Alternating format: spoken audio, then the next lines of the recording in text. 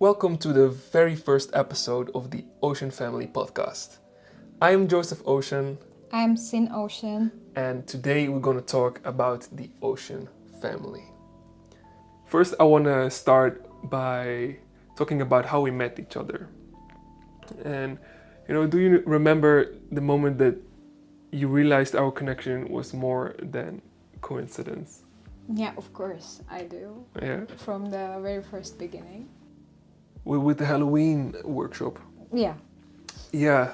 the And- real connection. Yeah, and then that evening we spoke about like time and space, dimensional construct. Universes, Yo, that was wild. healing. That was the first moment that I was like, oh, I really found somebody that really wants to work with me on this, on the Sanctuary Network, on the Black Lotus, on all the projects. Yeah, for me it was like, I told you before, I was seeking for some answers, Mm-hmm. searching them, but of course, finding the right information nowadays, it's a bit tough. But then you came and you just gave all the information to me without even asking for anything in return, and I was in shock. Like, what do you mean by that? What do you mean? And you offered me the universe, so I was like, okay, I'm just gonna jump right in. And we did. Oh yes, we did. It was the third time, something like that we had that conversation at Mama's. Yeah. That you were really like, I was still doubting, or like having doubts about, how far are you willing to actually work on this, and you were like showing like really willingness and readiness. I was like, oh, yeah, surprising me, about that. Yeah, the portal. Goddamn. The portal that changed everything. Mm-hmm.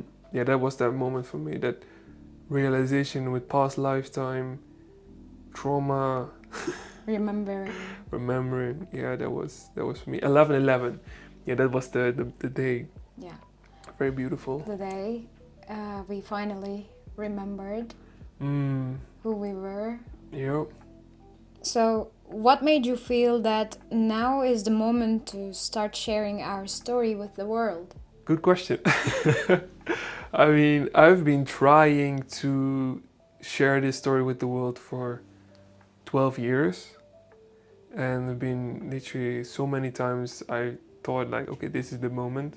But then something else would pop up. And I've always felt, this feeling of, I think about Libra, right? The scales. Like we share the same north node and the south node. That, with you, I feel like realizing this, bringing this into the world, like this is what I've been waiting for. And then with you, after the 11th of the 11th, I really saw the puzzle pieces fall together and felt like, yo, this is the moment. So when did you feel the shift that, our connection became family and not friendship? Yeah, I think everything was so natural with you. Like, we've been together since, I don't know when, but quite a long time. Mm-hmm. And it was like this since day one, Mm-hmm. It was so natural, flowing, and familiar. Also, the healing part with you, it was so easy and so quick.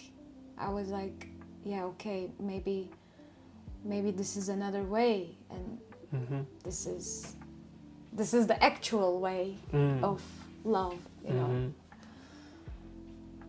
So I think from the start, Mm-hmm. you are my family. Remembering the past life, because it's been a vision that I literally have a tattoo of, on my on my arm, like it's been there for so long. Yeah, and when that clicked, when these pieces fell together, like I realized, we've been connected over like not just timelines, because I feel we are all connected through timelines, but and lifetimes, but specifically this one, this lifetime, that was that moment. Yeah, 11/11 again. What was that? And also, like, we have solved so many problems. We have healed from some of our scars, our wounds. That was one of the very first moments of ours that we were trying to heal from that past life experience. And it was first time seeing each other's vulnerability that close. It wasn't about a trauma from the lifetime now we're in. It was from earlier. Yes, that was clear. Yeah, that was pretty intense, but very beautiful to see that connection, experiencing things happening in this moment, in this lifetime, and then feeling the connection of the past life trauma. Yeah, it's very special. I mean, talking about like, when was the first sign that we were meant to build something together, like everything was so fluently, because like that was how we met, like before the 11th of the 11th, it was already like, working together on something. But I think the moment of the charts, that I figured out that we share the same north node and south node, and the way our charts complement each other, like. And the same purpose. Yeah, that was so wild. That was so trippy. Yeah, I mean, the foundation of how we actually emotionally connect with one another is based on a past life experience that we both remember. Not a past life experience, but several past life experiences. Amen. Indeed. And also of course, soulmate karmic energy. Mm-hmm. Why did we choose the name Ocean Family? The cosmic ocean. The cosmic waters. It is that what connects us and binds us as a collective. And then within our slogan, One Ether, that what connects us all, And the waves, of course, of life, karma, destiny, all of that. Alright, so this question I want to ask you actually, because like, what does it feel like to belong to a family that is cosmic, not blood? Wonderful. It feels amazing. Nice. Yeah, because it was something that I needed for whole of my life, and now that I can only understand after I have it. It feels so fulfilled, and it feels like I have a reason. I really have a good reason to live, to create, to expand. For you? Actually scary. Nice. I mean, like I said, I've been working on this project for 12 years. I did try to start this family. So, like, it does bring some memories with it and some doubts and some fears, but I think that's very nice in the way that things are evolving, like instead of like these memories of uncertainty, it's like building on, oh yeah, this is it. It is amazing. I mean, if anything, that's what I've always been feeling, that being part of a family is, let's say being part of a healthy family, or let's say being part of a loving family, is amazing. Even let me say it even different. Being part of the family that I was raised in was amazing. I mean, it's still amazing. Like, I love my mom, I love my dad, I love my sister. And I know that the way I've grown up, the relationships that I have with my family, with my personal family, is very special. You know, I've not seen actually other people that have that relationships, you know, with their mom and their dad and their sister. And that is also something that really inspired me, you know, to build the Ocean family, to reach beyond the blood family, you know, to go beyond planetary, like go cosmic. And yeah, finding you, I mean, always had this feeling and this vision of, you know, finding my, you know, my personal other half, because it's something you, what lives through you also then expands outside. So yeah, it's a magical life. Yeah. I agree, my love. How would you describe the essence of the Ocean family? I think about responsibility actually. Responsibility. Yeah. This is yeah. It's not just for anyone. No. The responsibility of the Ocean family is to take care of the sanctuary network. Starting from yourself. Of course, I mean, if anything else. But that's for me at least, you know, the feeling of that responsibility.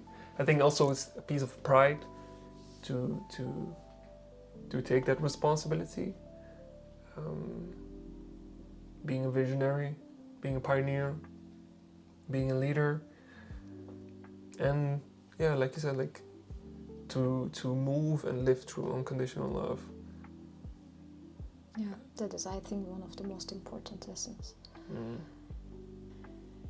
Because when I think about the Ocean family in future, I really see a lot of members. I see a crowd.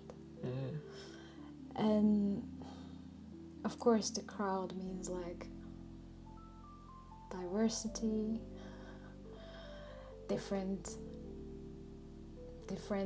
way of thinking, different lifestyles. And then of course the first thing comes to my mind is like, okay, we need to love them all equally and unconditionally, whatever they are, whatever they bring, because this is a healing journey. This is an expansion. That's why to be able to heal, we need to give love, and I find it really beautiful. Me too. Do you remember how the phrase "one ether" came to us? Do you? I do. Okay, nice. Do you? Yeah, because I was like, I heard you say that, like, was it like, what was it with harmony? You were talking about something, and then you said like one ether, but you said it in such a way as if it was like this, you know, this power yell, you know, that the massive group would like call out, you know, one ether. Yeah. I was like, oh shit, that's pretty good. It was again one of the moments that you were looking for a word, and, Yeah. and I came with it. Yeah, for real. Yeah, but that was the idea.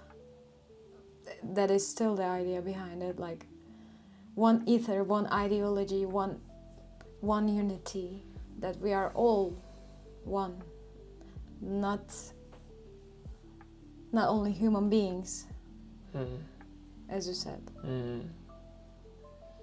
What does one ether mean to you personally? I think how you were saying it was very nice. Because indeed, for me, it's like the oneness in the state of consciousness, at least in understanding the state of consciousness as you as an individual, that you as a physical body, as a thought, as the one that feels, as the one that exists, that you are, you are as well the one that is observing as the one that is being observed. So the oneness of consciousness, that you are both ends of the same, and living in the light of that, one ether. What was your moment of awakening?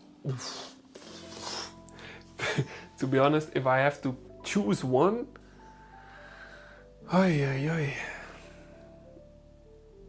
think it was when I was watching Avatar: The Last Airbender. I was 18, depressed, and I was watching all these series, binge watching one after the other. And then I came to The Last Airbender. I remembered, oh yeah, this childhood series was pretty cool, because I was watching all this anime. So I started watching, so cool. I was like, okay, cool, I can vibe with these elements. And then came this episode, like the guru. And it was like Aang, and he met with Guru Patik. And Guru Patik, he started to explain about chakras.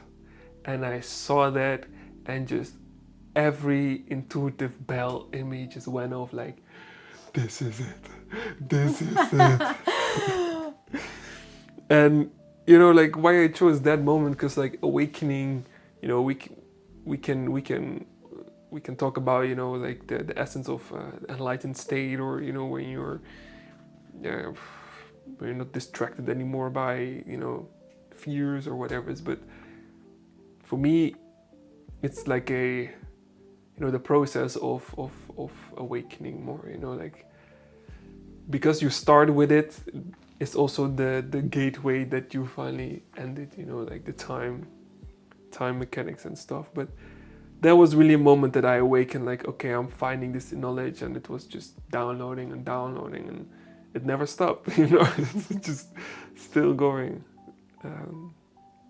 Yeah, nice one. Yeah. Yeah. But I had many more, of course, like, but more like realizations, right? Like deep realization. Yeah. We all have those moments of life. Yeah, how about yours? Yeah, I also had like, I don't know, a millionth or something. But yeah, I would like to talk about the last one. It was just before our second meeting. And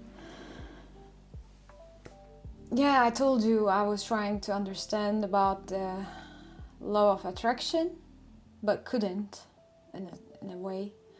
I was so into it, the whole process, but there was something that I couldn't visualize on my mind, just like the concept of time itself. But then it was like a second, only one moment. I was like, okay, I guess I got it. Is it this then? Then everything started changing, like all my life. It was the day I was actually walking to the workshop. My life was looking like it was collapsing. At that moment. I was at an edge, and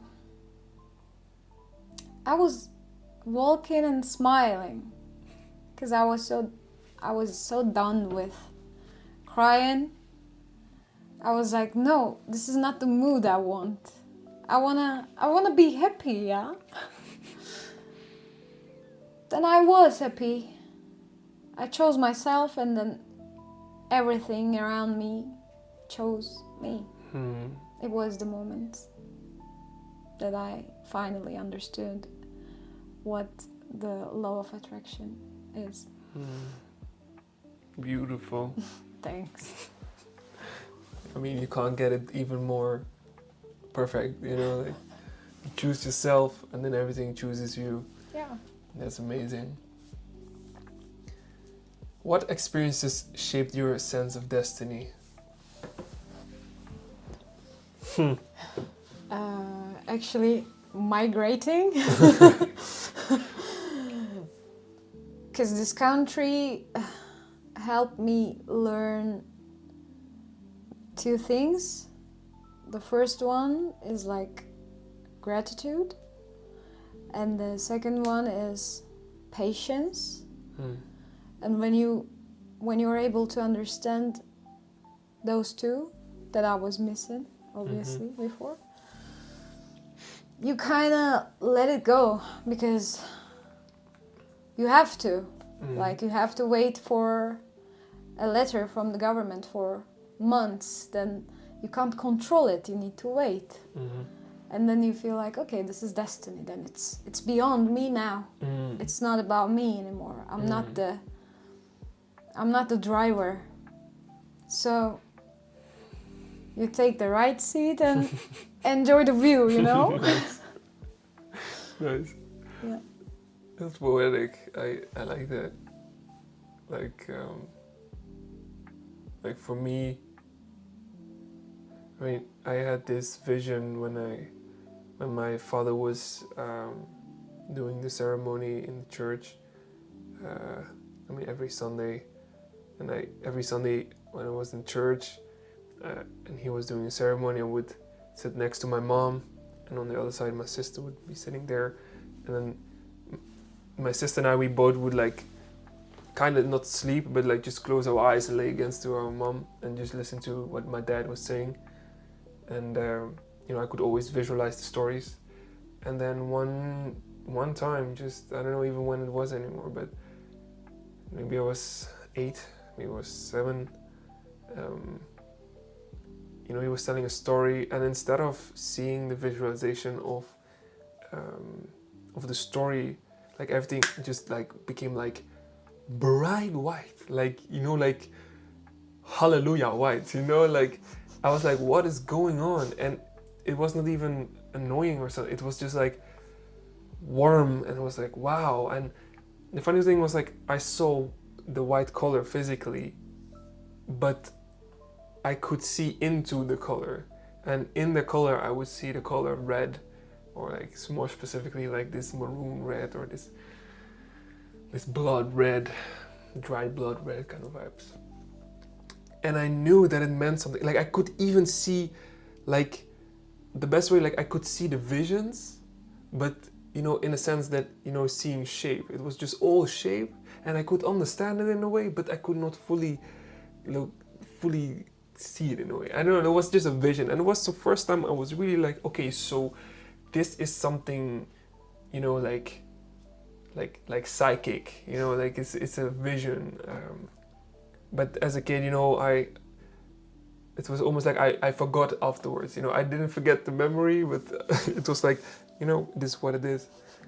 But yeah, through growing up, especially, you know, getting started with this journey, getting to know about chakras, getting to know about astrology, like at a certain moment I remembered, you know, like very clearly, you know, that experience, and started to tap into that. And it had been like 10 years at least that I did not really think about that. But I had so many moments through my childhood, puberty, that my dreams and just feelings, when I saw the color red, I would always think about that vision, but never even try to connect the dots in a certain way. But when I really was able to dive into it and start to decipher, I really got these visions as well of, the Mongolian past lifetime, and everything really started to come together. I learned about the psychic abilities, the mechanics of them, and um, yeah, it has been so many experiences, but I think if it would be one, it's definitely that vision when I was a kid. Definitely that vision. Yeah, for this network, let's say, I'm thinking all of my education till now, all of my relationships, all the knowledge, everything I have learned and unlearned, all of them are for this foundation. And yeah, after being a part of it, now I feel like, yes, this memory from 15 years ago, I learned it from this moment. So it's a blessing, I think. I feel you on that one. Yeah. All the relationships I've had, all the friendships I had, indeed all the things I learned along the way to unlearn and learn. It was really like all preparations to be able to manage and to indeed to meet each other in this time, in this space. It's create what we needed to create. you.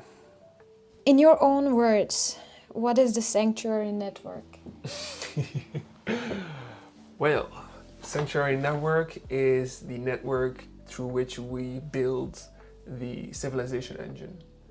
And this engine will provide the ability to project a new civilization into existence.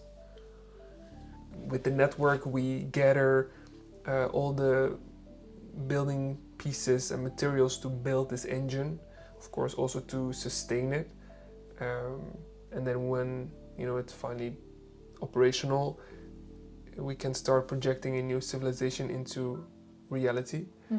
And then of course it needs to be maintained, so this network will make sure of that. And the vision is that Sanctuary Network, the civilization engine, eventually will bring forward a new civilization that eventually also will make the Sanctuary Network obsolete. So it will die out, just like any process of nature. It comes into life, it serves a purpose, and then it can pass on, so. And how do you see your role? I see myself as an architect, so it's been designing, actually, and it will be definitely in the future. It's also engineering, seeing how these components can play together, or which components actually we need, even building components, in the matter of speech. But yeah, just to guide the process of the development and the maintenance of the network.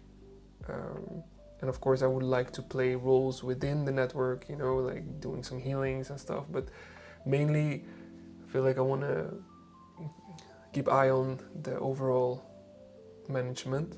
And then, I hope when I'm old, I say, but when that there will be a time that, I can literally, let it all go, a next generation can take over, and I will just be focusing on healing and, doing my own parts within the network. How about you? I mean, we've met each other now within this short time, or long time, right? What does Sanctuary Network mean for you, and what do you especially see yourself doing in the future? Yeah, okay. I see the Sanctuary Network as the web, but a better one. Yeah, and I think that it is sacred, and my role in it is helping you create and build in it first, and then being the teacher, being the leader, and in our new sense, being the mother of it. That's nice. That's nice. What future are we building together? We are building a future where there is no suffering, where there is no dictatorship or no duality. We are building a future that is actually bright this time, and a future that we would like to raise children in it again. Yeah, what do you hope for the next generation? I actually want them to feel free, because freedom is something we are missing in the system. We cannot even choose our actions. I want them to feel free and safe, with wisdom, with love and trust. What about you? I do hope that this next phase of humanity will be one with awareness, not ignorance. You know, like especially like that we as humanity we heal through our trauma, or at least that we as the ones building, operating sanctuary network, like we as Ethereans, that we move through harmony, in harmony with our resonance, not rejecting it, not in distortion, and whatever that will shape, that is what I hope will happen. And I hope that the next generation will feel, in that sense, safe, that they can live with their own resonance, that the cosmos, whatever it resonates to them, that they can live in harmony with them. Like for me, that is sexual symbiosis, the harmony with the organism that lives around us. It's going to be a very interesting time to experience and see what will unfold. Okay, so what is actually changing in the world, and what do you see is happening right now? I think a lot of things are changing in the world at the moment. I think some of the old systems are now like they have to collapse. We have seen that we have been told lies. We have seen most of the things need to change, and I think we are ready for that change. Maybe not so quick, but I think everyone is aware that this is not working, this system, the old pattern, the things we are used to, they are not working anymore. Even the authority we know today is going to change with this new network, and our ideologies will change, our way of thinking, our neural paths will change, and we will keep evolving, but this time for a better purpose, without fights, without conflicts, without fears. I mean, that will be nice. I mean, I see that there will be fights, and there will be conflict, and there will be fear. But, that is what we have to go through, within. Fighting with ourselves, conflict with ourselves, the fears within ourselves, to face them. But indeed, that we do not need to shed blood because of others' neglect and ignorance, because it resonates from the individual itself. Yeah, like you said, about this world, we are evolving, and all these systems are like stone. You know, I mean, for me, the aspect of interstellar migration does not seem that far at all.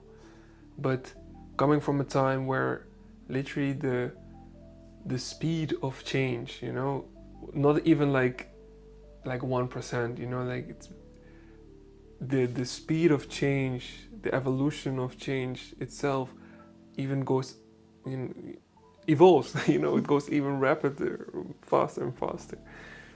So I feel like what humanity is actually waking up to is the resonance is rising, a rising of resonance. And that is like a wave, right? Like a tsunami. It's like, oh shit, man, shit is happening and you can't do. You're like, where am I going and what's happening? And the only way to go is like with it. And even if you do not, you will get swept by the tsunami. And it's like, yeah, try to manage your way through it then. An irresistible revolution. Yeah, definitely. Yeah, you can't escape from it. Nope. And why does the world need a new kind of family? Yeah, that's a good one. We spoke about that actually quite a bit, about what this essence of family actually upholds. This essence of authority. It's authority. I mean, I can easily talk. It's about authority of what needs to be done and how things have to go. But in the first place, I actually talk about authority over self, authority of how we carry ourselves, and where we put our boundaries, and in how far we allow ourselves to be harmonious with our resonance and the resonance around us. And if we then talk about authority, about what needs to be done as in a collective sense, it's then again, do we build authority that is focused on harmonizing resonance, or do we focus on building destructive systems that do the opposite, which we are living through right now? So why do we need a new kind of family? Because the family that exists right now, the authority that exists right now, is not built on harmony with resonance. It's built on the opposite. Yeah, I think it's so cliche, but hurt people hurt people. And where do people hurt at first? At their family. They got hurt by their parents, their caregivers. So if we can fix that with a new form of family, without hurting the children, then the new generation would be healthy itself. We don't need to cure anything anymore. Maybe after there will be still some traumas. It is life. Hey, we fall and we stand up again, right? But then I don't know. Maybe we would have less psychopaths. It would be easier to teach and learn and create and love. It would be healthier. Definitely.